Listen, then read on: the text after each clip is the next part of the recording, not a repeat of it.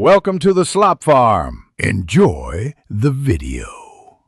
In this video, I will explain how to get mushrooms in Genshin Impact.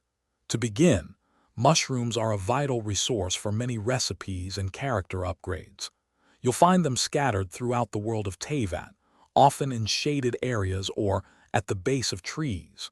Knowing the best locations and using specific character abilities will significantly boost your collection efficiency. Let's dive into where to find these fungi and how to gather them quickly. For abundant mushrooms, head to Mondstadt. The Whispering Woods just outside the city is an excellent starting point. You'll also discover many in Springvale and the expansive Wolvendom area. Remember to check under large trees, near ruins, and even inside some caves. These locations often yield large clusters, making your farming runs much more productive. Keep an eye out for glowing spots. To gather mushrooms efficiently, consider using characters whose passive talents highlight local specialties on your minimap, such as Klee or Mika.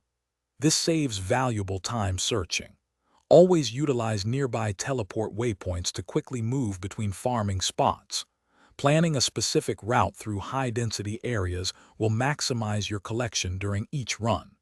Don't forget to equip the NRE Menu 30 for on-the-go healing. Mushrooms are incredibly versatile in Genshin Impact. They are a key ingredient in many cooking recipes, providing valuable buffs and healing.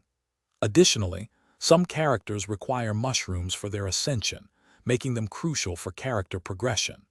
These valuable fungi typically respawn in the game world approximately every 2 to 3 real-world days, so plan your farming runs accordingly. Your Adventurer Handbook can help track their locations. Thanks for watching.